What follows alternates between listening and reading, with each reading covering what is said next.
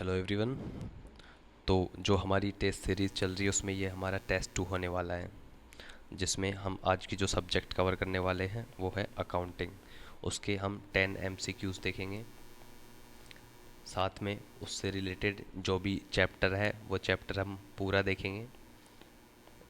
पूरा मतलब in the sense जो हमारे एग्ज़ाम पॉइंट ऑफ व्यू से इम्पोर्टेंट है उसको हम कवर करेंगे। तो आप मेक श्योर आप अकाउंटिंग की क्लासेस कर रहे हैं। अकाउंटिंग की क्लासेस कर रहे हैं तो ये आपको ये चीज़ें समझ आने वाली है। एक दो क्वेश्चंस आपके नए हो सकते हैं जिनका आगे अकाउंटिंग की क्लासेस में काम आएगा, तो आप उनको स्किप मत कीजिएगा, क्योंकि यहाँ पे मैं उनको थोड़ा बेसिक बताऊंगा आपको, जिससे आपको क्लास थोड़ी ठीक से समझ में आए।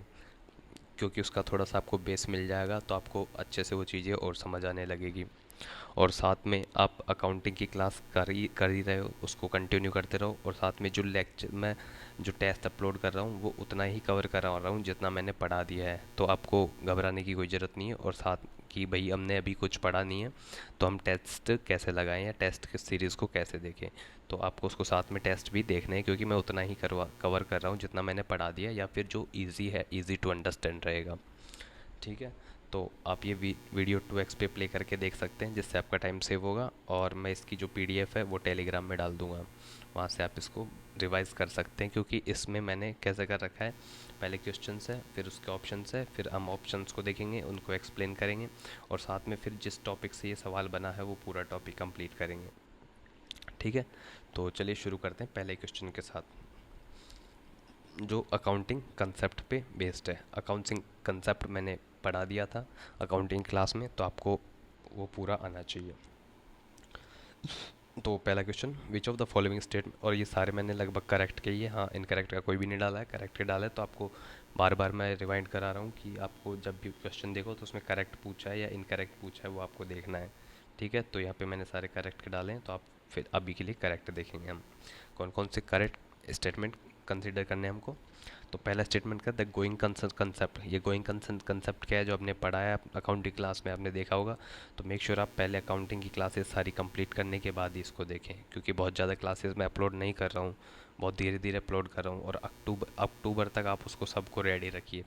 जो हमारा ये मंथ आने वाला है अक्टूबर, उस पर हम पूरा अकाउंटिंग का सिलेबस ख़त्म कर देंगे, बैक टू बैक क्लासेस आएगी, तो आपको ज़्यादा टाइम नहीं मिलेगा। तो इसलिए मैं अभी बहुत धीरे धीरे क्लास डाल रहा हूँ, जिससे आप उनको बार बार रिवाइज कर सकें, क्योंकि जो फाउंडेशन है अकाउंटिंग का वो इन्हीं आगे की क्लासेस में ही है। उसके बाद तो सब चीज़ें ईजी है, जो स्टार्टिंग में ही पढ़ रहे हैं वही चीज़ें इम्पोर्टेंट है, और वही चीज़ें हार्ड है। हार्ड नहीं कहेंगे, बहुत इम्पोर्टेंट ही कहेंगे। बाकी सब चीज़ें मैंने सरल कर दी है, बाकी सब आपको पढ़ पढ़ के देख लेना, आपको सब कुछ समझ आएगा। कुछ भी ऐसी चीज़ नहीं है जो समझ में नहीं आएगा। समझना है तो आप मुझे बता देना कि ये डाउट है मेरा। ठीक है। तो पहला क्वेश्चन देखो, the going concern concept assumes the business will continue in the future. Going concern same सही बात कहता है, बिल्कुल ठीक बात है। The conservative principal allows recognition of future profits but not expected losses। तो कंजर्वेटिज्म प्रिंसिपल क्या कहता है, ये जो स्टेटमेंट दे रखा है इसमें उल्टा दे रखा है। और ध्यान रखिए जब क्वेश्चंस इसी तरह से फ्रेम होते हैं, कि एग्जामिनर क्या करता है, जैसे कोई चीज़ है उसकी उसका मतलब ये है, और कोई चीज़ है उसका मतलब ये है, या फिर ये कॉन्सेप्ट ये है और ये कॉन्सेप्ट ये है, तो उनको इंटरचेंज कर देता है। ठीक है, ऐसे ही क्वेश्चन फ्रेम होते हैं। तो इसमें वही क्वेश्चन में यही किया गया है कि जो कंजर्वेटिव प्रिंसिपल है वो कल allows recognition of future profits, नहीं ऐसा नहीं करता। वो किसको अलाउ करता है, फ्यूचर के लॉसेस को अलाउ करता है, प्रॉफिट्स को नहीं करता, इसलिए ये स्टेटमेंट गलत है। और हम देखें तो देखो ये दूसरा गलत, दूसरा गलत। अब पहला तो हमने देख लिया सही है, तो ऑटोमेटिक पहला तो सही हो गया। अब तीसरा स्टेटमेंट हमको कंसिडर करना ही पड़ेगा। The accrual concept records incomes and expenses when they are due, not when in cash is paid. तो ये बिल्कुल ठीक बात है, एक्यूरल कंसेप्ट में हमने यही पढ़ा। तो ऑप्शन 1 और 3 कौन सा वाला है, बी वाला, ये वाला हमारा सही हो जाएगा। ठीक है। तो इसका देखो ऑप्शन, अब देखो गोइंग कंसेप्ट क्या कहता है। गोइंग कंसेप्ट कहता है कि assumes business will not shut down in the near future, कि फ्यूचर में, नियर फ्यूचर में जो बिजनेस है वो शट डाउन नहीं होगा, वो कंटिन्यूसली चलता रहेगा। Assets are recorded at historical value not liquidation value. ठीक है। एग्जांपल के लिए जैसे मशीन उसकी कीमत है 10 लाख रुपए, तो recorded at purchase cost not at scrap value, because business will keep using it. Scrap value पे उसकी हम जो उसकी कॉस्ट है, जो उसकी वर्थ है उसको रिकॉर्ड नहीं करेंगे, उसकी जो मशीन की वर्थ 10 लाख इस रिकॉर्ड उसी को परचेज कॉस्ट पे ही रिकॉर्ड की जाएगी, ना कि उस स्क्रैप वैल्यू पर, क्योंकि हम ये एज्यूम करेंगे कि बिजनेस इसको कंटिन्यू यूज़ करता रहेगा। स्टेटमेंट टू क्यों अनकरेक्ट है, क्योंकि इन चीज़ों को दोनों को उसने इंटरचेंज कर दिया है। कंजर्वेटिज्म कहता है कि anticipate losses ignore profits, profits को इग्नोर करना है, लॉसेस अगर आपको लग रहा है कि होने वाला है तो उसको रिकॉर्ड करना है, उसको ध्यान में रखना है।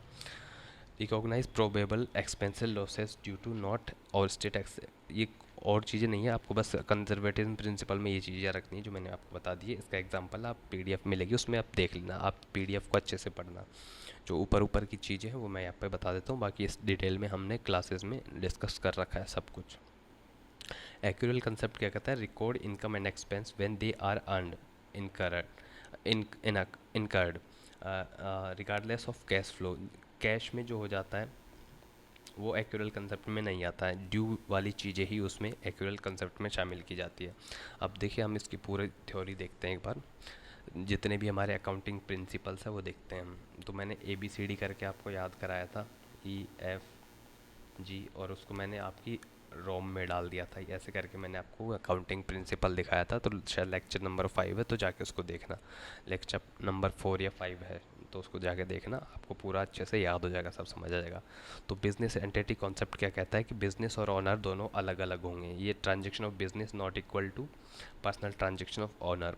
जो ऑनर है उसका एक्सपेंस वगैरह कुछ करता है तो उसको अलग से उन चीज़ों को बिजनेस में ऐड नहीं किया जाएगा, उन चीज़ों को रिकॉर्ड नहीं किया जाएगा जो बिज़नेस, क्योंकि बिज़नेस और जो ऑनर है वो अलग अलग सेपरेट है एक दूसरे से। और ये बताओ कि अगर कोई ऑनर बिज़नेस से विड्रॉल कर रहा है तो उसको क्या कहते हैं, उसका टर्म क्या बताई थी मैंने, वो कमेंट करना अगर आपको पता है तो, ठीक है। मनी मेजरमेंट कॉन्सेप्ट क्या कहता है कि सब चीज़ें मनी के टर्म में ही रिकॉर्ड की जाएगी जो मनी को मेजर कर सकती है। Skills of employees not recorded but salaries, skill कोई एम्प्लॉय की स्किल है उसको रिकॉर्ड नहीं कर सकते, सैलरी को रिकॉर्ड कर सकते हैं, किसी की ऑनेस्टी को रिकॉर्ड नहीं कर सकते हम। ये लिमिटेशंस में हमने देखा था अकाउंटिंग की लिमिटेशंस में।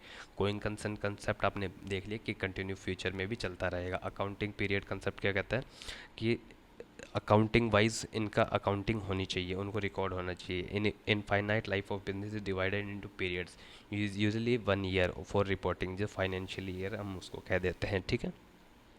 ये कंपैरिजन और टैक्सेशन में हेल्प करता है। कॉस्ट कंसेप्ट क्या कहता है, assets are recorded cost price not current market price, जो उसकी कॉस्ट प्राइस है उस पर रिकॉर्ड किया जाता है, ना कि करंट प्राइस पे। मैंने इसका एग्जांपल बहुत अच्छे से समझाया था क्लास में, उसको जाके देखना आप। अगर land purchase in 1990 for 1 lakh still shown 1 lakh even worth 50 lakh now, तो किसी को उसको 1 लाख में ख़रीदा था तो उसको 1 लाख ही रिकॉर्ड कर रहे हैं, ना कि 50 लाख उसको आज की वैल्यू में रिकॉर्ड कर रहे हैं। एक्यूरल कंसेप्ट क्या कहता है, record income expense when earn in accrued not when cash is received paid. और एग्जांपल के लिए goods hold on credit record sale immediately, credit पे बेचा है उसको इमीडिएटली करो, कैश में बेचा है उसको हम नहीं करेंगे, एक्यूरल कंसेप्ट में उसको शामिल नहीं करेंगे। मैचिंग कंसेप्ट क्या कहता है, match expenses with revenues of same period, जो सेम पीरियड जो फाइनेंशियल ईयर का अकाउंट काम है वो उसी फाइनेंशियल ईयर अकाउंटिंग में होना चाहिए। जैसे depreciation of machinery chart to same year revenue, उस डेप्रिसिएशन हर साल हो रहा है तो उस इस साल का इसी साल में रिकॉर्ड होना चाहिए, अगले साल का अगले साल वाले में, ना कि आप अगले साल का भी अभी रिकॉर्ड कर दो। कंसिस्टेंसी कंसेप्ट क्या कहता है, same accounting method followed every year, जो आप पुराने पिछले सालों में जो अकाउंटिंग मेथड्स आप प्रिंसिपल्स मेथड्स यूज़ करते आ रहे हो उसी को आपको यूज़ करना है। ये नहीं कि आप किसी और मेथड से आज रिकॉर्ड कर रहे हो अगले साल किसी और मेथड से रिकॉर्ड कर रहे हो, ऐसा नहीं होना चाहिए। कंजर्वेटिज्म प्रिंसिपल हमने देख लिया, लॉसेस को एंटिसिपेट करना है, प्रॉफिट्स को इग्नोर करना है। ड्यूअल एस्पेक्ट क्या कहता है कि every transaction has 2 effects, her transaction में 2 खाते कम से कम इफेक्ट होते हैं, तो डेबिट और क्रेडिट बराबर होनी चाहिए। एग्जांपल की purchase good for cash, goods में एसेट का अकाउंट इफेक्ट हुआ और कैश का अकाउंट इफेक्ट होगा, ठीक है।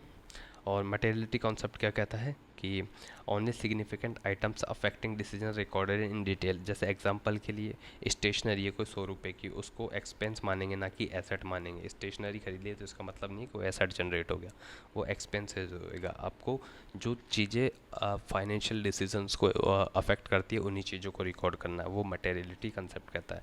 रियलाइजेशन कंसेप्ट क्या कहता है, revenue is recognise when goods services are actually delivered, जब वो मिल जाए गुड्स और सर्विस उसको तभी रिकॉर्ड करना है, नॉट व्हेन कैश रिसिप्ट, जब पैसा आ जाए उससे कोई मतलब नहीं है। Sale on credit recorded immediately, जो सेल क्रेडिट पे होती है उसको इमीडिएटली रिकॉर्ड करना पड़ेगा आपको। डुअल एंट्री सिस्टम से अब दूसरा क्वेश्चन देखते हैं। Consider the following statement, every transaction affects at least 2 accounts. बार बार हमने ये चीज़ डिस्कस की है कि कम से कम 2 खाते अफेक्ट होते हैं, तो पहला सही है। डेबिट ऑलवेज मीन्स इंक्रीज, तो ये बिल्कुल गलत हो गया हमारा ये स्टेटमेंट। क्यों? डेबिट का मतलब हमेशा इंक्रीज होना ही नहीं होता है। मैंने आपको क्लियर पढ़ाया था, एक क्लियर याद है? तो इसमें कैसे कैसे हमने डेबिट क्रेडिट लिखा था, इंक्रीज होने पर और डिक्रीज होने पे।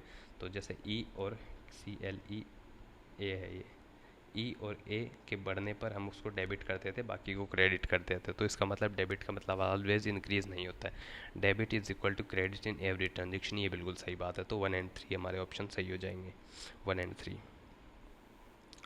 ठीक है, तो ऑप्शंस आप स्टेटमेंट देखना क्यों क्यों है, आपको क्लियरिटी आएगी। मैं खुद बता दूँ उससे अच्छा आप खुद इसको देखोगे तो आपको थोड़ा बेटर तरीके से समझ आएगा।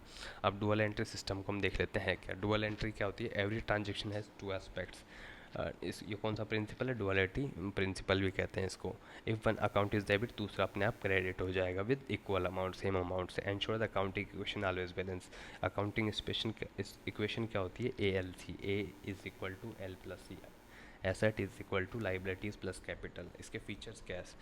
साइंटिफिक एंड सिस्टमेटिक मेथड है रिकॉर्डिंग का। Based on dual aspect, every debit has come corresponding credit.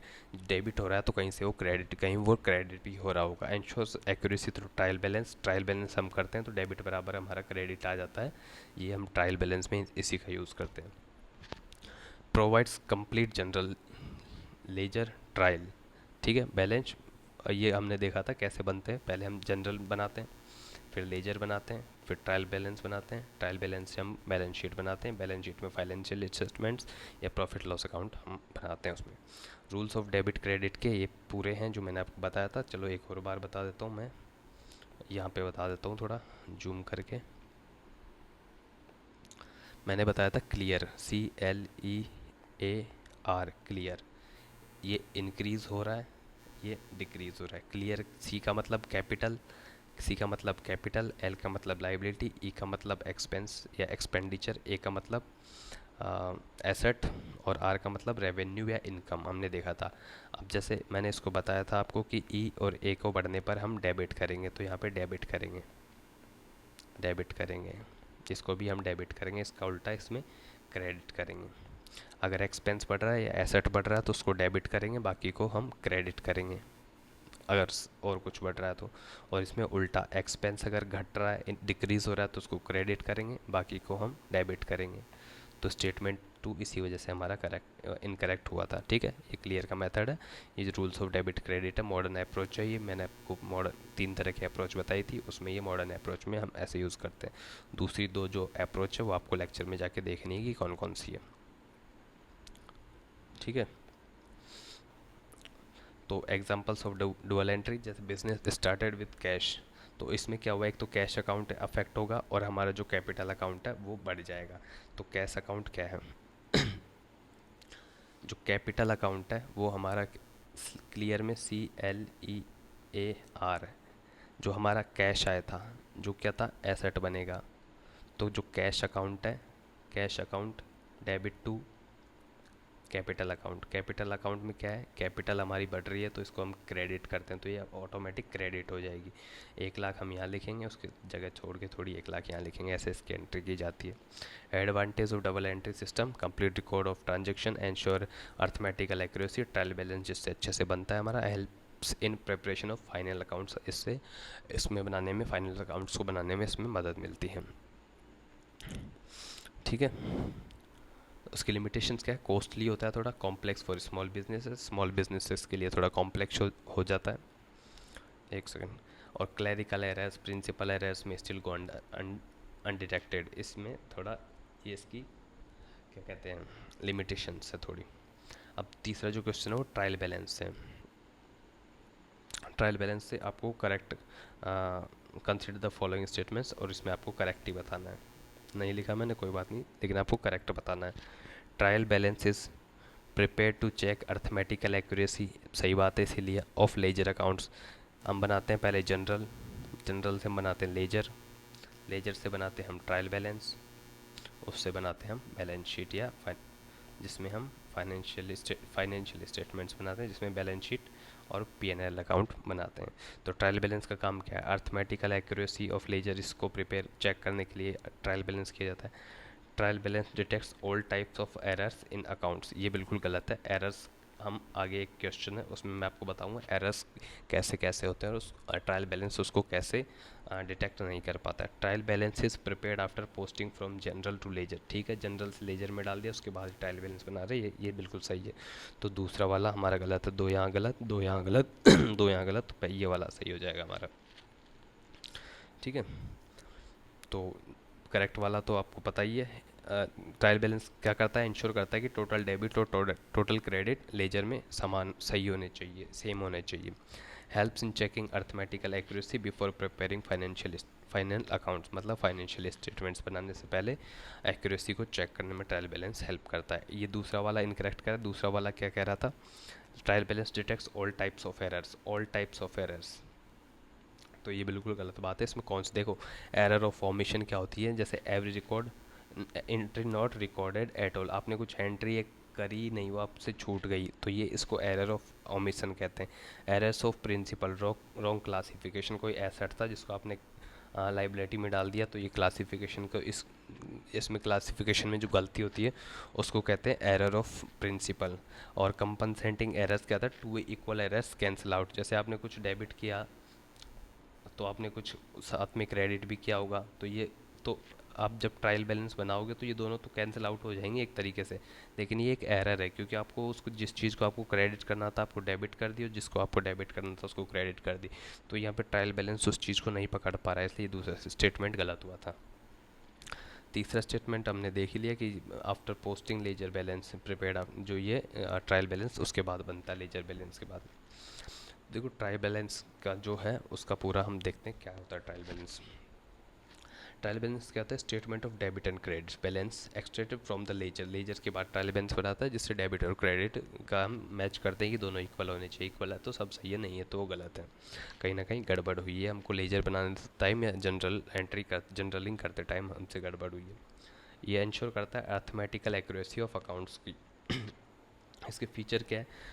Prepared periodically, usually monthly, quarterly, yearly, इसको बनाया जाता है। ये सिंपल चीज़ें हैं जो इनका मैं डबल दो बार बोल के वीडियो की लेंथ बढ़ाना नहीं चाहता, इसलिए आपको ये समझ आ रहा है कि इसका मतलब क्या है। Prepared periodically, usually monthly, quarterly, yearly, बहुत शॉर्ट नोट्स बनाए, कोई दिक्कत वाली बात नहीं है, आपको सब समझ आएगा, जहाँ ज़रूरत होगी वहाँ मैं बता ही रहा हूँ। List of all ledger balances, ठीक है, बिल्कुल सही बात। Total debits must be equal debit, बिल्कुल ठीक बात। ऑब्जेक्टिव्स क्या? Detect arithmetic errors in ledger accounts, help in preparation of final accounts, act as summary of ledger account, ठीक है।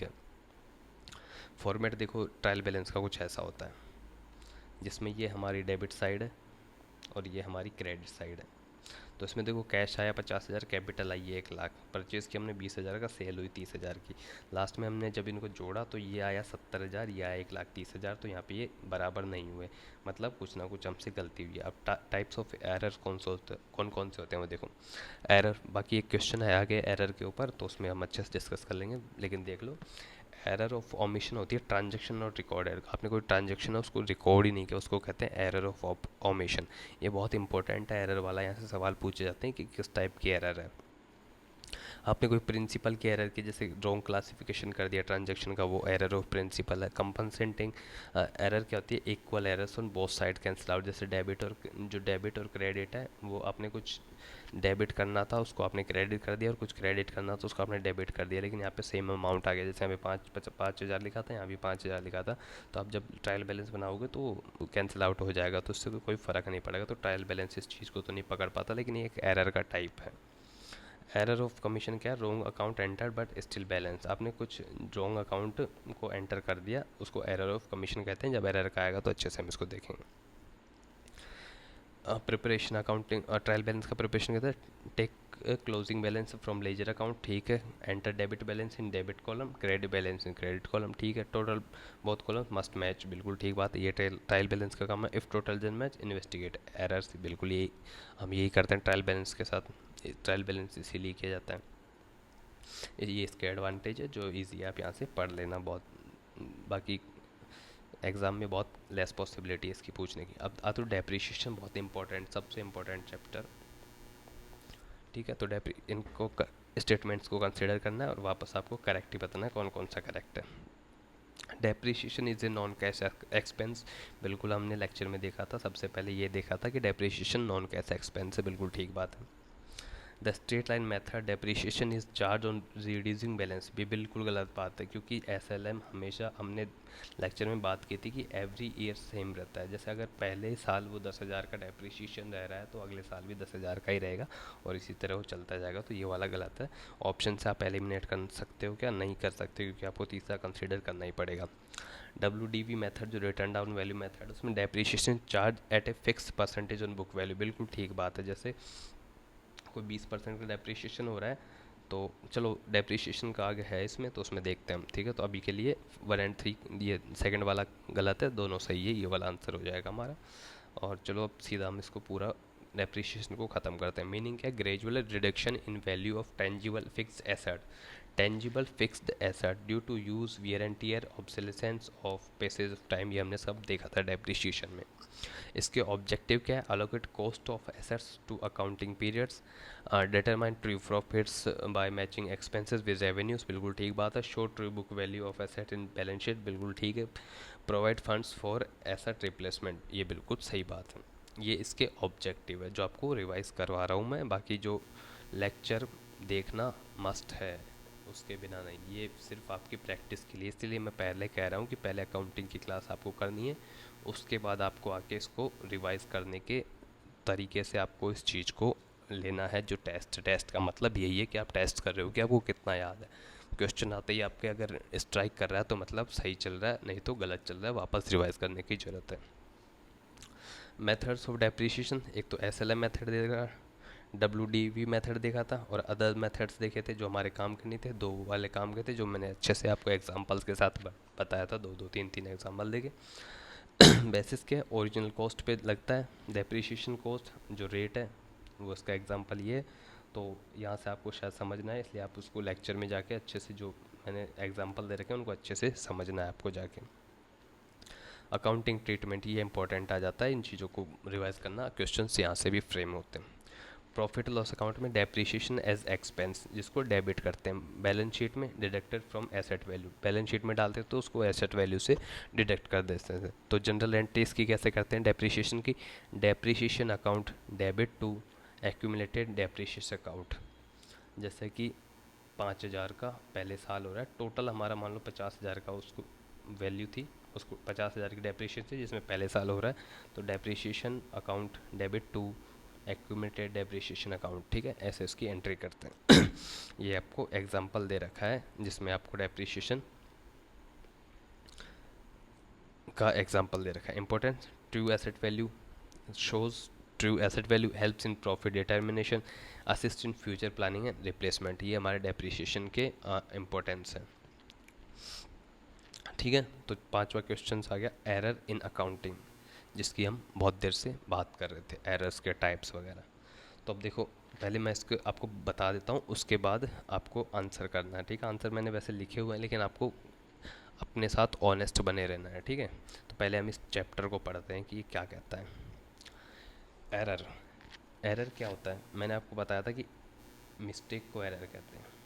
ठीक है, कोई मिस्टेक हुई तो दो तरीके से होती है, या तो इंटेंशनली होती है या अनइंटेंशनल होती है। अगर इंटेंशनली है तो एरर नहीं, वो फ्रॉड होता है। इंटेंशनल है, अनइंटेंशनल है, तो उसको हम एरर बोलते हैं, और एरर को रेक्टिफाई किया जाता है। वो कैसे किया जाता है वो लेक्चर में देखा था। एरर क्या? Mistake in recording financial transaction can affect profit and loss account, balance sheet और बोथ। ये एरर दोनों को, प्रॉफिट लॉस अकाउंट को और बैलेंस शीट दोनों को अफेक्ट कर सकता है। Not all errors affect arithmetical balance. जैसे ट्रायल बैलेंस में हम चेक करेंगे तो हो सकता है हमको ट्रायल बैलेंस में वो एरर ना मिले। क्यों नहीं मिलेगी? क्योंकि वो अलग टाइप की एरर हो जाएगी। देखो कैसे हो जाएगी। Type classification of errors, error of omission, ये क्या होते हैं? Transaction not recorded at all, आपने कोई सामान बेचा 5,000 का लेकिन रिकॉर्ड ही नहीं किया, तो ये हो जाएगी error of omission. Error of commission क्या है? Wrong account posted, paid 2000 to wrong creditor, आपने 2000 किसी और को देने थे लेकिन दे दिए, लेकिन आपने एंट्री की किसी और के नाम की, तो ये एरर हो जाएगी of commission. Error of principle, wrong treatment violating accounting rule, capital expense को आपने रेवेन्यू एक्सपेंस की तरह ट्रीट कर दिया, तो ये आपकी एरर ऑफ प्रिंसिपल हो जाएगी। Compensating error, two equal opposite errors cancels, जैसे अगर आपने परचेज को 5000 का परचेज़ किया, उसको अंडरस्टैंड कर लिया सेल का, और सेल था उसको आपने परचेज़ कर लिया, दोनों 5-5 हज़ार की थी, लेकिन उससे कोई फ़र्क नहीं पड़ा, लेकिन ये एक एरर है जो कंपनसेटिंग एरर होती है, इससे कुछ फ़र्क नहीं पड़ता है, लेकिन ये एक एरर की तरह ही ट्रीट की जाती है। एरर तो एरर ही होगी। अगर जब ऑडिट आएगी तो वो बोलेंगे कि यार ये तो सेल थी, ये तुमने इसको परचेज दिखा रखा है, तो ये एक एरर ही है, लेकिन उससे कोई जो बैलेंस शीट वो अपना ट्रायल बैलेंस बनेगा उसमें कोई फ़र्क नहीं है नज़र आएगा। तो इसीलिए मैंने यहाँ पे बोला था कि not all errors affect arithmetical balance. Error of original entry, wrong amount recorded initially, जैसे आपने सामान खरीदा 10,000 का लेकिन एक जीरो लगाना भूल गए, तो ये भी एक एरर हो गई। ये क्या है? ओरिजिनल एंट्री की एरर है। ठीक है। Detection of errors, trial balance से can detect error of original entry, इसको तो डिटेक्ट कर ही लेगा कि आपने एक साइड डेबिट में 10,000 लिख दिए थे लेकिन क्रेडिट में 1000 लिख कर भूल गए, तो अब जब करोगे तो जो क्रेडिट बैलेंस है और डेबिट बैलेंस है वो सेम नहीं आएगा, तो इससे आप पता लगा सकते हो। तो trial balance original entry wrong amount record इसको कर सकता है। एरर ऑफ ट्रांसपोर्टेशन, जैसे ये एक एग्जांपल मान लो 5400 को 4500 लिख दिया आपने, 5 और 4 को उल्टा लिख दिया ये, लेकिन ट्रायल बैलेंस इन चीज़ों को डिटेक्ट नहीं कर सकता। एरर ऑफ ओमिशन को, एरर ऑफ प्रिंसिपल को, कंपनसेटिंग एरर को। रेक्टिफिकेशन ऑफ एरर्स कहते हैं आइडेंटिफाई द एरर टाइप, पहले तो टाइप करना है, फाइंड करना है कि कौन से टाइप का एरर है इनमें से। ठीक है। उसके बाद क्या करना है? Pass rectify journal entry if needed. तो जैसे कैसे एग्जांपल के लिए बताता हूँ कि कैसे रेक्टिफाई जनरल एंट्री की जाती है। एरर हुई थी 5000, परचेज ओमिटेड, रेक्टिफिकेशन करेंगे purchase account debit to 5000 to creditor account 5000, ऐसे उसकी एंट्री की जाएगी। ठीक है। इसकी इंपॉर्टेंस क्या है? प्रॉफिट एंड लॉस को इंश्योर करता है, prevents miss statements of financial position, supports accurate decision making. ठीक है। तो ये इसकी इम्पोर्टेंस हो गई। 6 क्वेश्चन आता है ट्रेडिंग अकाउंट से। ट्रेडिंग अकाउंट क्या होता है? जो बिजनेस में हो रहा है वही ट्रेडिंग अकाउंट। आप कोई सामान खरीद रहे बेच रहे हो वो ट्रेडिंग अकाउंट है। गुड्स और सर्विस की आप ट्रेडिंग कर रहे हो, गुड्स एंड सर्विस की, तो वो ट्रेडिंग अकाउंट होता है। तो इसमें आपको इनको कंसिडर करना है और करेक्ट बताना है कौन सा करेक्ट है। Trading account shows gross profit और लॉस। जो ट्रेडिंग अकाउंट बनाएगा वो क्या दिखाएगा? ग्रॉस जो प्रॉफिट होगा और जो लॉस होगा। ग्रॉस की बात कर रहा हूँ मैं, ग्रॉस प्रॉफिट और लॉस। ग्रॉस और नेट में तो फ़र्क जानते ही होंगे। तो ट्रेडिंग अकाउंट क्या दिखाता है? ग्रॉस प्रॉफिट और लॉस। बिल्कुल सही बात है।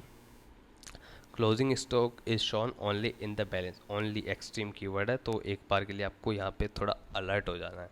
तो इसमें क्या है? इन द बैलेंस शीट। ये क्या कह रहा है कि जो क्लोजिंग स्टॉक है वो सिर्फ बैलेंस शीट में दिखाया जाता है, लेकिन ऐसा नहीं है, ये ट्रेडिंग अकाउंट में भी दिखाया जाता है।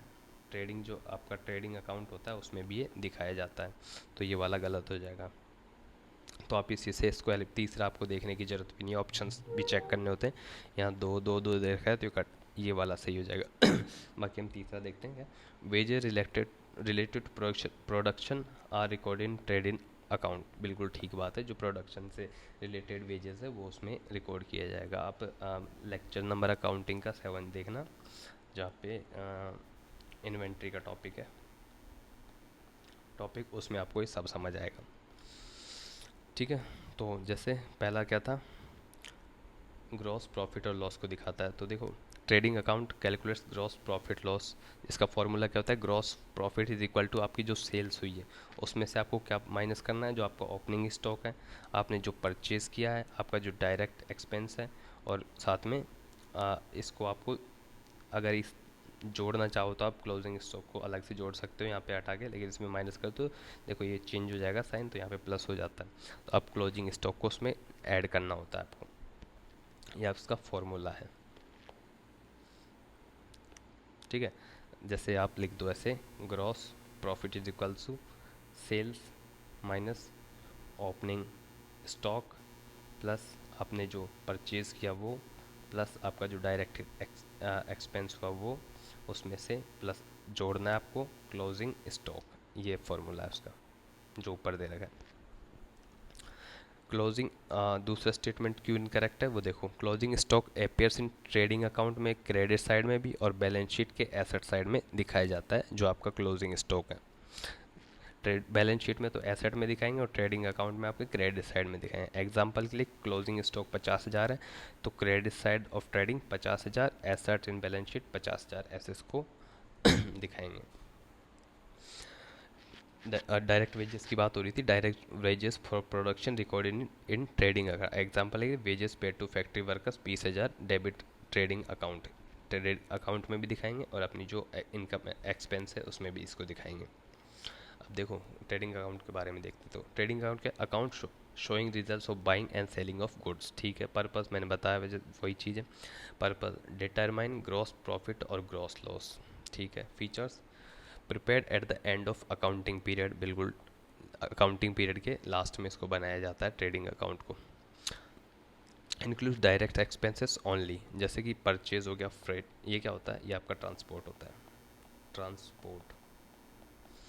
और जो वेजेस है उसको इंक्लूड करता है। शोज ग्रॉस प्रॉफिट और loss transfer to PNL account, जो इसका जो ग्रॉस प्रॉफिट और लॉस है उसको पीएनएल अकाउंट में डाल दिया जाता है। फॉर्मेट क्या होता है इसका, डेबिट एक्सपेंस और कॉस्ट, क्रेडिट को क्या है, इनकम स्टॉक। जो डेबिट होता है उसमें क्या एक्सपेंस और जो कॉस्ट होती है वो डेबिट की जाती है और क्रेडिट में इनकम और जो स्टॉक होता है उसको, जैसे ओपनिंग स्टॉक, सेल्स, डेबिट। इसमें डेबिट और एक्सपेंस में क्या क्या डालेंगे, ओपनिंग स्टॉक डालेंगे, परचेज डालेंगे, डायरेक्ट एक्सपेंसेस डालेंगे, और क्रेडिट में क्या डालेंगे, आपका सेल्स डालेंगे, क्लोजिंग स्टॉक डालेंगे। जैसे अभी टोटल करेंगे तो इन सब का, इसका यहाँ का टोटल, यहाँ का टोटल, इसको देखेंगे तो टोटल करेंगे तो आपको ग्रॉस प्रॉफिट और लॉस मिल जाएगा। आपका टोटल क्रेडिट में से आपका टोटल डेबिट बनाएंगे। अगर ये ज़्यादा आ रहा है तो आपका आ, आपका टोटल क्रेडिट अगर आपका ज़्यादा आ रहा है तो आपको प्रॉफिट हो जाएगा, और डेबिट ज़्यादा आ रहा है तो आपको लॉस हो जाएगा। ठीक है, तो आपको ग्रॉस, आपको जो प्रॉफिट, सॉरी एक सेकेंड, अगर आपका डेबिट ज़्यादा आ रहा है क्रेडिट से तो आपको लॉस हो जाएगा। आपका क्रेडिट ज़्यादा आ रहा है डेबिट से तो आपका प्रॉफिट हो जाएगा। ये बताया था मैंने, पता नहीं क्या बताया था लेकिन ये होता है। डेबिट ज़्यादा आ रहा है क्रेडिट से तो आपका लॉस हो जाएगा, और क्रेडिट ज़्यादा आ रहा है डेबिट से तो आपका प्रॉफिट हो जाएगा। डायरेक्ट एक्सपेंस क्या होता है, factory wages carries inverse direct expenses related production of goods. Production of goods से रिलेटेड जो भी आपको वेजेस और फैक्ट्री वेजेस है उसको डायरेक्ट एक्सपेंसेस कहते हैं। एग्जांपल के लिए opening stock 20,000, purchase 50,000, wages 10,000, closing stock 15,000, sales 80,000। Trading account में डालेंगे तो इसको इस तरीके से डालेंगे, देखो। ठीक है, उसके बाद ये करेंगे तो अब आपका ये जो अमाउंट 80,000 है, 95,000 ज़्यादा आ रहा है, तो आपका ये जो क्रेडिट वाला है वो ज़्यादा आ गया। यही बताया था यार मैंने, हाँ, क्रेडिट वाला ज़्यादा आ रहा है आपका तो प्रॉफिट हो गया। क्रेडिट वाला डेबिट वाले से ज़्यादा आ रहा है तो आपका प्रॉफिट हो गया, और जो डेबिट वाला अगर क्रेडिट वाले से ज़्यादा आ रहा है तो आपका लॉस हो गया। तो इसमें इस केस में क्या है, जो क्रेडिट वाला है वो ज़्यादा आ रहा है, 15,000 आपका ग्रॉस प्रॉफिट हो जाएगा। ये इसकी इम्पोर्टेंस है। Determines profitability from core operations, helps in preparing profit and loss account, assist management in pricing and production decisions. Question 7, profit and loss account. देखो हम प्रॉफिट एंड लॉस पढ़ रहे थे, अब इसका क्वेश्चन देखते हैं क्या है। देखो profit and loss account shows net profit, net loss. आपका ट्रेडिंग अकाउंट क्या दिखा रहा था, ग्रॉस प्रॉफिट या ग्रॉस लॉस दिखा रहा था। जब आप प्रॉफिट लॉस अकाउंट बना लोगे वो क्या दिखाएगा, नेट प्रॉफिट या लॉस दिखाएगा। ठीक है, तो ये ठीक बात है। Indirect expenses like rent, salaries are shown in PL and account, बिल्कुल ठीक बात है। Commission received is shown on the debit side, on the debit side of PN account, ये गलत बात है। ये क्यों गलत बात है, क्योंकि ये क्रेडिट साइड दिखाए जाते हैं ना कि डेबिट साइड, जो आप ऊपर हमने देखा, लेकिन ये पीएनएल अकाउंट का आप देखेंगे, सॉरी, तो डेबिट साइड नहीं दिखाए जाते, ये दिखाए जाते हैं क्रेडिट साइड। कौन कौन से, जो कमीशन रिसीव्ड होते हैं वो कमीशन क्रेडिट साइड दिखाया जाता है। क्यों दिखाया जाता है, वही क्लियर वाला फंडा है, अगर आप इसमें थोड़ा दिमाग लगाओ तो। कमीशन क्या है, आपका रेवेन्यू है, आपकी इनकम है। ठीक है, इनकम बढ़ रही है, ये मिल रहा है, इसका मतलब आपकी इनकम बढ़ रही है। तो इन चीज़ों को तो हम डेबिट करते हैं, इसको क्या करते हैं, क्रेडिट करते हैं, वही चीज़ है, बस थोड़ा दिमाग लगाना होता है। तो ये गलत हो जाएंगे, 1 और 2 ओनली सही है। स्टेटमेंट 1 क्या कह रहा था, profit loss account shows net profit और नेट लॉस। तो नेट रिजल्ट बताता है और ट्रेडिंग अकाउंट का, उसी को नेट रिजल्ट बताता है profit loss account. Deducting after indirect expenses, उसमें हम डायरेक्ट एक्सपेंसेस की बात कर रहे थे, इसमें इनडायरेक्ट एक्सपेंसेस की बात कर रहे हैं। ग्रॉस प्रॉफिट से जब इनडायरेक्ट एक्सपेंस हटा देते तो हमारा नेट रिजल्ट आ जाता है, जो कि प्रॉफिट हुआ है, लॉस हुआ है। ठीक है, दूसरा स्टेटमेंट का इनडायरेक्ट एक्सपेंसेस, जैसे कि सैलरी हो गया, रेंट हो गया, इंश्योरेंस हो गया,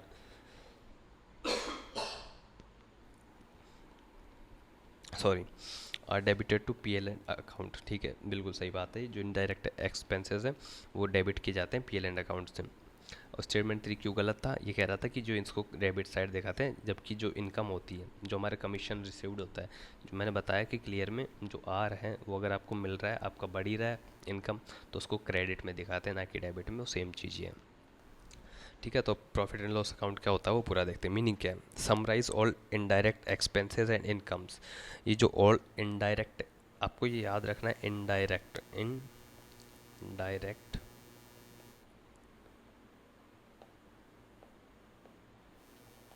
एक्सपेंसेस या इनकम्स, इसको समराइज करता है, क्यों करता है, to calculate net profit and loss prepared after trading account. Trading account के बनने के बाद इसको पी एंड एल अकाउंट को बनाया जाता है। इसके फीचर्स क्या है, ये नेट प्रॉफिट या नेट लॉस जो भी है उसको शो करता है। ये क्या क्या इंक्लूड करता है, indirect incomes and expenses only. Gross profit from trading account is transfer to P and L account. ठीक बात है, तीनों फीचर्स इसके। इसका फॉर्मेट कुछ ऐसे होता है, एक सेकंड, यहाँ से डेबिट, डेबिट साइड में क्या आएगा, रेंट आएगा, सैलरीज आएगी, इंश्योरेंस आएगा, अदर इनडायरेक्ट एक्सपेंसेस आएगा। क्रेडिट साइड में क्या होगा, ग्रॉस प्रॉफिट आ गया और कमीशन आ गया रिसीव्ड में, इंटरेस्ट रिसीव्ड आ गया और अदर इनडायरेक्ट इनकम्स। तो इनकम्स क्या है, रेवेन्यू क्या है, वो मॉडर्न अप्रोच याद करनी है बस आपको, बाकी सब हो जाएगा कि कौन डेबिट में जाएगा और कौन क्रेडिट में जाएगा। अगर नहीं है तो उस लेक्चर को जाके देखना, उस लेक्चर के बिना अकाउंटिंग अधूरी है। जब तक आपको डेबिट क्रेडिट का फंडा समझ नहीं आएगा तब तक अकाउंटिंग अधूरी है। ठीक है, उसके बाद देखो ये आपका टोटल आ जाएगा, डेबिट का एक्सपेंसेस और क्रेडिट का ये टोटल आ जाएगा। तो आप टोटल नेट प्रॉफिट और लॉस निकाल लोगे। इसमें टोटल नेट प्रॉफिट लॉस कैसे निकालोगे, जैसे टोटल क्रेडिट में से टोटल डेबिट घटाओगे, जिससे आपका आ जाएगा, अगर क्रेडिट ज़्यादा आया वही सेम डेबिट से तो आपका क्या हो जाएगा, प्रॉफिट। डेबिट ज़्यादा है क्रेडिट से तो आपका लॉस हो जाएगा। एग्जाम्पल के लिए यही है, ग्रॉस प्रॉफिट 15,000 है, रेंट, ये ग्रॉस प्रॉफिट कहाँ से आया, ये आया ट्रेडिंग अकाउंट से, ट्रेडिंग अकाउंट से आया। रेंट आपने 2,000 दिया, सैलरी 3,000 दी, कमीशन आपको 10,000 वो 1,000 रुपये मिला, तो आपने इसको इसमें पोस्ट किया, तो रेंट आपका 2,000 डेबिट साइड आ जाएगा, सैलरी दिया जाएगी, क्रेडिट साइड 15,000 10 हो जाएगा, टोटल आपके 5,000 है ये। तो आपका क्रेडिट साइड आपसे डेबिट अकाउंट से ज़्यादा होगी, तो आपको क्या हो गया, प्रॉफिट होगा कितने का, 11,000 रुपये का।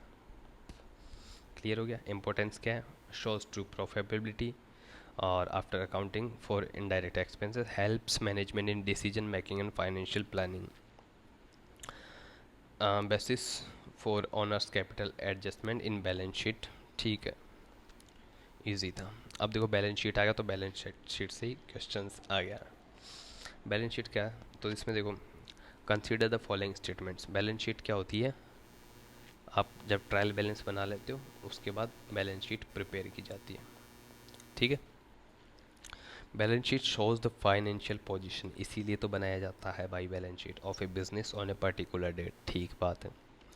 It contains personal and real accounts, personal भी अकाउंट भी होता है, रियल अकाउंट भी होता है, और एक टाइप और पढ़ा था नॉमिनल अकाउंट, तो ये भी ठीक बात है। Balance sheet records income and expense, गलत बात है, इनकम एंड एक्सपेंस तो प्रॉफिट लॉस अकाउंट में दिखाए जाते हैं, ना कि बैलेंस शीट में, इसलिए तीसरा वाला गलत हो गया, 1 और 2 सही हो गया। ठीक है, तो आप इसको देखते हैं, बैलेंस शीट का पूरा रिवाइज करते हैं एक बार। स्टेटमेंट शोइंग फाइनेंशियल पोजीशन, ये होता है balance sheet. What the business owns, कि उसका एसेट क्या है, उसकी लाइबिलिटीज़ क्या है, इंक्लूडिंग कैपिटल, ऑनर्स कैपिटल की, और कैपिटल क्या है ऑनर का, ये सब चीज़ें कौन बताता है? बैलेंस शीट बताता है। अकाउंटिंग पीरियड के एंड में इसको बनाया जाता है। इसके फीचर्स क्या है? एसेट्स, ये आपकी इक्वेशन है, अकाउंटिंग इक्वेशन, ये दिखाता है कि आपके जो एसेट्स है वो लाइबिलिटीज़ और कैपिटल के योग के बराबर है, उसके एडिशन के बराबर है जो आपके एसेट्स है। ये माइनस में भी हो सकते हैं क्या? ये बताओ मुझे, थोड़ा सा दिमाग लगाना और बताना कि माइनस में भी हो सकता है क्या asset. Prepared on a specific date not period, ठीक है, इस चीज़ को तो आप इग्नोर करो, कोई बात नहीं, काम की चीज़ नहीं है, सभी नहीं पूछी जाएगी। Includes personal and real accounts only, ठीक है, नॉमिनल अकाउंट इसमें नहीं आता है, पर्सनल एंड रियल अकाउंट ही आता है, ठीक है। क्लासिफिकेशन देखते हो, टाइप क्या है? एसेट्स, ये रियल अकाउंट में जाता है। लाइबिलिटीज़ किस में जाती है? पर्सनल अकाउंट में। कैपिटल किस में जाता है? पर्सनल अकाउंट में, ठीक है। और एसेट्स में जैसे कैश हो गया, मशीनरी हो गया, स्टॉक हो गया, डेप्टर्स हो गया, डेप्टर्स एसेट होते हैं, क्रेडिटर्स लाइबिलिटीज़ होती है, ठीक है। इस चीज़ को आपको याद रखना है। लोन्स हो गया, आउटस्टैंडिंग एक्सपेंसेस हो गया, कैपिटल, ऑनर्स कैपिटल रिजर्व क्या हो गया? कैपिटल अकाउंट हो गया। अब इसका फॉर्मेट देखो, liabilities and capital, amount assets, ठीक है, कैपिटल 50,000, कैश 20,000 ये एसेट है, स्टॉक 30,000 एसेट है, डेप्टर 10,000 ये, क्रेडिटर 10,000, आउटस्टैंडिंग एक्सपेंस 5,000 ये आपके खर्चे हैं, आपकी लाइबिलिटीज़ है, ये 65,000, टोटल ये हो गया 60,000। Total must match after including adjustment net profit added to capital. अगर मान लो जब टोटल किया जाता है तो मान लो आपको कुछ प्रॉफिट हो रहा है या लॉस हो रहा है, तो ये बताओ ये कहाँ एडजस्ट किया जाता है? ये एडजस्ट किए जाते हैं कैपिटल से, जो मालिक ने डाली थी उसी में। अगर मान लो 5,000 का प्रॉफिट हुआ, मान लो उसने 1,00,000 रुपये दे के चालू किया था बिज़नेस, अगर लास्ट में 5,000 का प्रॉफिट आया तो अब जो आपकी ओपनिंग कैपिटल बनेगी वो 1,05,000 रुपये बनेगी, और 5,000 का लॉस आया तो ये बनेगी आपकी 95,000 रुपये कैपिटल हो जाएगी। कैपिटल से उसको रिड्यूस कर देंगे, ठीक है, इस चीज़ को भी आपको याद रखना है। इंपॉर्टेंट देखो, shows financial health of a business, जितने ज़्यादा एसेट उतना हेल्दी बिजनेस, जितनी ज़्यादा लाइबिलिटी उतना वीक बिजनेस, ठीक है। Basis for loan application and investment decisions, जो बैलेंस शीट होती है उसी से आपको मिलते हैं क्या? जो लोन वगैरह है उसके लिए बैलेंस शीट दिखाई जाती है कि आपके पास कितने एसेट है, कि आपकी औकात भी है हमारे लोन को चुकाने की या नहीं है, या आप खुद पहले से डूबे पड़े हो।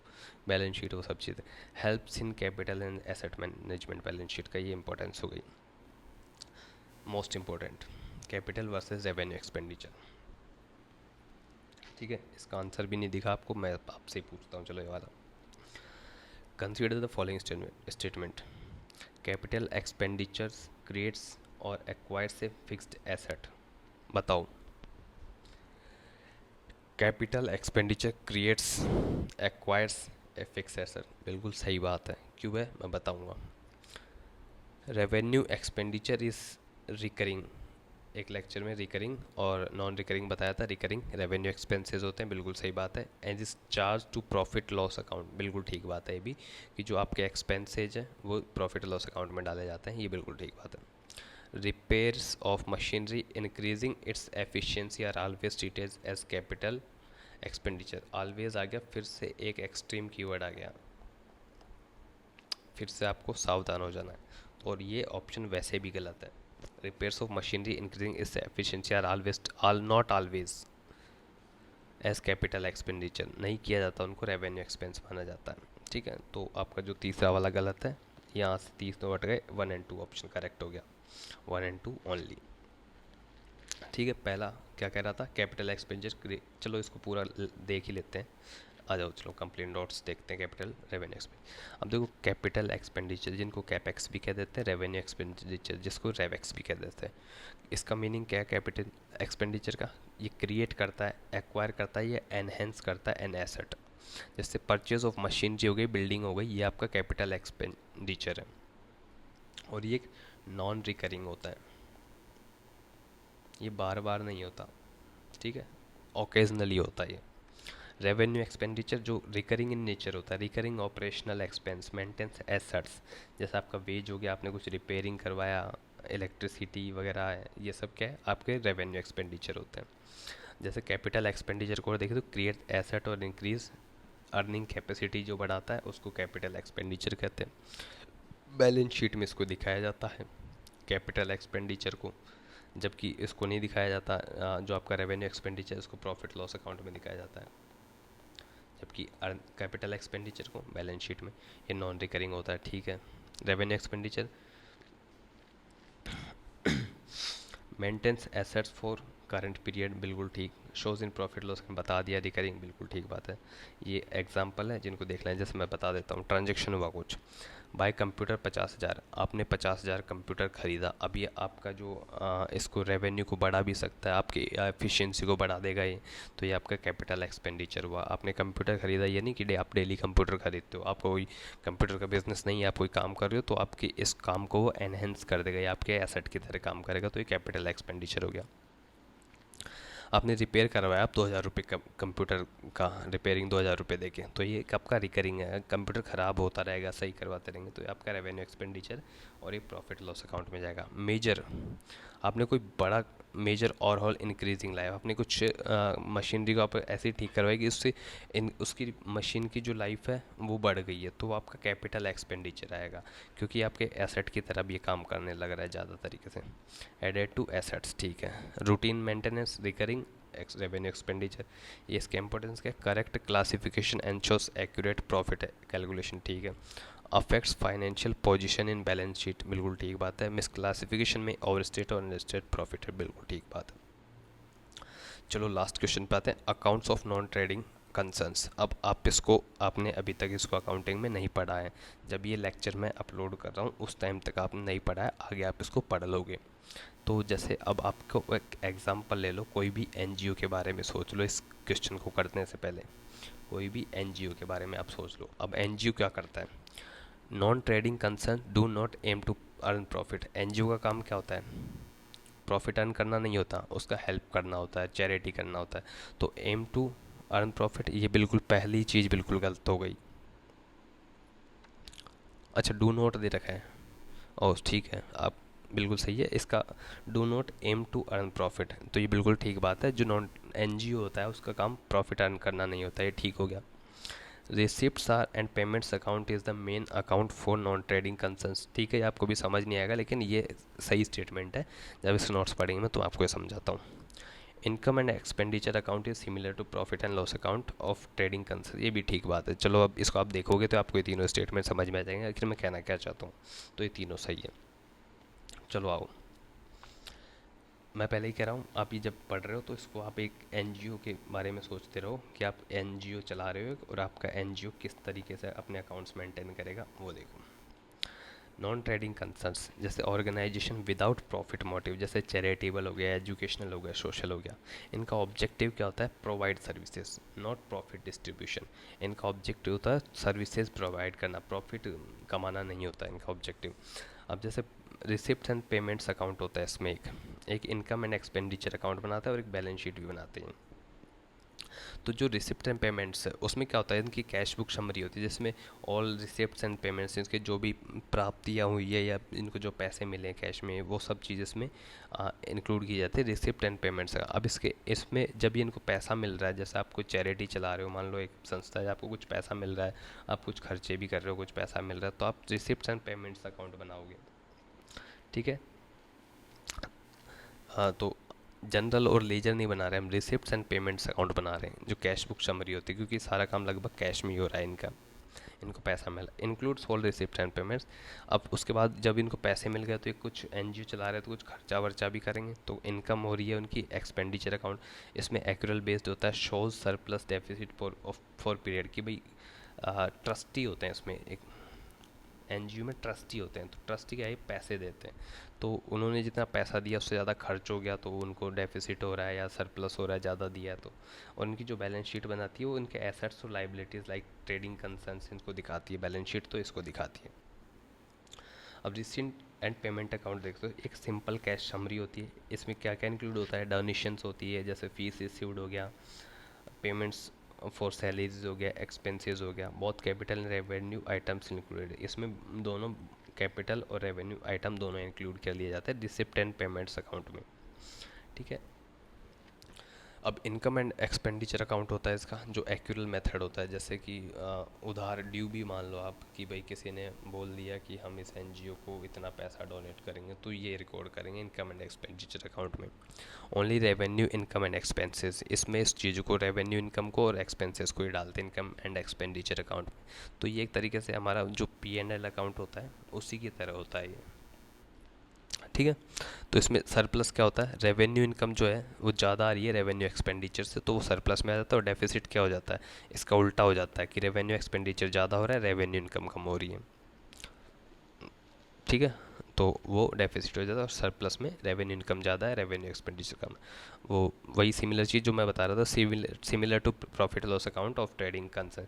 जो ट्रेडिंग अकाउंट होते हैं उसमें जो हम प्रॉफिट एंड लॉस अकाउंट बनाते हैं, प्रॉफिट एंड लॉस अकाउंट बनाते हैं, उसी के सिमिलर होता है जो हमारा ये इनकम एंड एक्सपेंडिचर अकाउंट होता है। किसमें, एनजीओ कह दो या नॉन ट्रेडिंग अकाउंट के बारे में बात करें तो वो सिमिलर होता है। अब एग्जांपल के लिए डोनेशन आई तो 50,000 की, not in income and expenditure account किस में जाएगी, ये जाएगी आपके जो पेमेंट एंड रिसिप्ट अकाउंट है उसमें जाएगी। ट्यूशन फीस आई तो ये आपका जिसमें 10,000 इंक्लूडेड सैलरीज, 6,000 इंक्लूड करेंगे हम किसमें, इसमें इनकम एंड एक्सपेंडिचर अकाउंट में। सरप्लस है कुछ 10,000 मिला था हमको, 6,000 खर्च हो गए, 4,000 सरप्लस, तो इनकम एंड एक्सपेंडिचर अकाउंट में शो होगा। Balance sheet for non trading concerns, जो इनकी बैलेंस शीट बनती है वो क्या एसेट्स को दिखाते हैं कि इनके पास कितना फर्नीचर है, कितना कैश है, कितने इन्वेस्टमेंट्स है। इन्वेस्टमेंट की जगह आप डोनेशन यूज़ करो तो ठीक रहेगा। शोज लाइबिलिटीज, लोन्स कितने हैं, अनपेड एक्सपेंसेस कितने हैं, adjust capital funds, donations, opening balances, ये इसके एडजस्ट करते हैं कैपिटल फंड्स को। इसकी इंपॉर्टेंस क्या है, help financial control and planning. इनका एम प्रॉफिट कमाना नहीं होता है, सर्विस देना होता है। सर्विस के लिए आपको कंट्रोल करना पड़ेगा और प्लानिंग करनी पड़ेगी। और ये दिखाते हैं कि भाई सरप्लस में या घाटे में है, for accountability, useful for audit and compliance, इनकी ऑडिट कराई जाती है तो उसमें आपकी ये चीज़ों का काम पड़ता है। ठीक है। तो ये हमारा लेक्चर होता है यहाँ पे एंड, जिसमें हमने देखा अकाउंटिंग के 10 क्वेश्चन की मदद से हमने कम से कम 50 क्वेश्चन तैयार कर लिए होंगे। आप इसको रिवाइज कीजिएगा बस, ये नहीं कि आप एक टेस्ट की तरह ले रहे हैं, एक रिवीजन सीरीज़ मानो इसको आप। रिवीजन सीरीज़ है जिसमें आपको पहले लेक्चर्स पढ़ने हैं, लेक्चर्स कंप्लीट करने हैं, उनको रिवाइज करना है पहले 2-3 बार। ज़्यादा बार करें तो बहुत ही अच्छी बात है, लेकिन कम से कम 2-3 बार पहले लेक्चर्स को देखना है और इसको फिर आपको ये जो टेस्ट सीरीज के ये लेक्चर्स है इनको देखना है। उसके बाद अगर कुछ आपको नहीं आ रहा है तो आपको फिर से लेक्चर देखना है। या फिर अगर आप ऐसे करो कि आप पहले टेस्ट सीरीज़ देख रहे हो, आपने एक बार लेक्चर देख लिया फिर टेस्ट सीरीज पे आ गए मान लो, अब आपको नहीं आ रहा है तो उसको नोट डाउन करना है और फिर वापस लेक्चर जाकर रिवाइज करना है और फिर वापस टेस्ट सीरीज़ देखनी है। तो ये जो चक्र है ये चलता रहना चाहिए जब तक आपकी एग्ज़ाम ना हो जाए। ठीक है। और जब एग्ज़ाम में बैठोगे तो कह रहा हूँ याद करोगे, ऐसे ही हवा में नहीं पढ़ रहे हम, कुछ तो अपना भी सपोर्ट सिस्टम है। मैंने एक डाला था टेलीग्राम में एक कि ओवर टाइम से रिलेटेड वाला सेक्शंस, उसमें आपको सेक्शंस याद करने हैं। ठीक है। और दो दो एक्ट्स के डाले थे मैंने, जाके देखना पेपर में दिखेगा। यूं ही हवा में बात नहीं हो रही, कुछ तो बात होगी तभी बात कर रहे हैं हम। ठीक है। तो जैसा कह रहा हूँ वैसा करते रहो, बस इनको रिवाइज करते रहो, सब कुछ पेपर में आएगा, देखना सब कुछ यहीं से बनेगा पेपर। ठीक है। तो ज़्यादा बात नहीं करते हैं, क्या क्या है फ़िलहाल के लिए। जय हिंद।